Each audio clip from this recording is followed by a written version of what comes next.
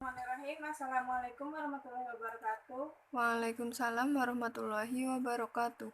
Selamat pagi anak-anak. Selamat pagi Bu Guru. Sebelum kita memulai pelajaran, lebih baiknya kita berdoa terlebih dahulu. Berdoa dimulai. Berdoa selesai. Hari ini pada hadir semua enggak? Iya Bu Guru. Apa ada yang enggak hadir? Tidak ada. Oke, hari ini kita akan belajar tentang gerak parabola.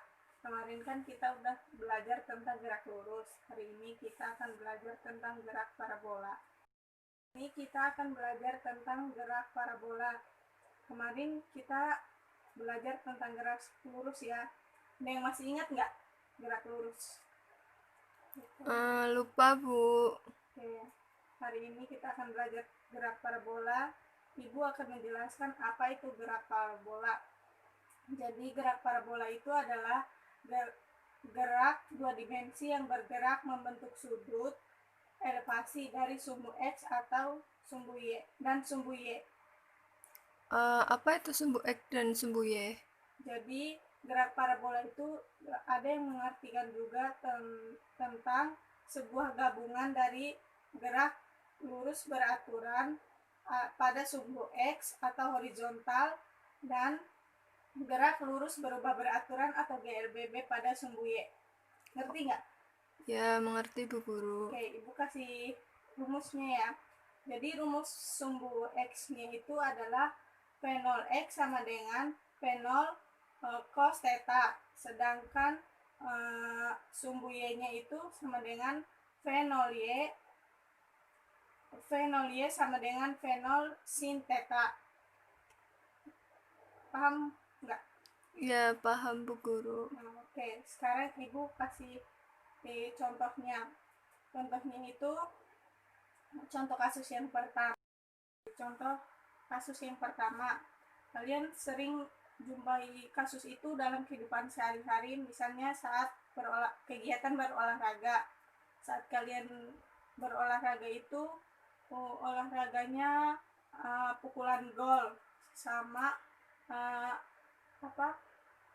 sama lemparan bola basket ke dalam keranjang. Itu contoh kasus yang pertama. Kalian tahu nggak kenapa itu bisa terjadi? Enggak Bu. Yang pertama, oke, Ibu akan jelasin ya. Yang pertama itu karena benda bergerak karena adanya gaya yang diberikan. Yang kedua, pada gerak jatuh bebas, benda-benda yang melakukan gerak parabola dipengaruhi oleh gravitasi yang berarah ke pusat bumi dengan besar G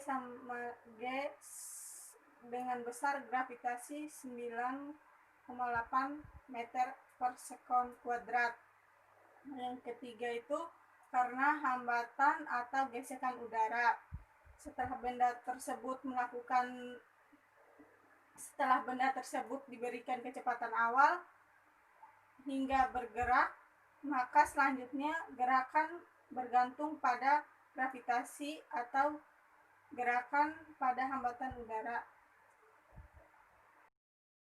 Contoh kasus yang kedua itu benda yang dijatuhkan dari ketinggian tertentu dengan memiliki kecepatan awal, misalnya pesawat tempur yang menjatuhkan bom ke bumi, atau benda yang dijatuhkan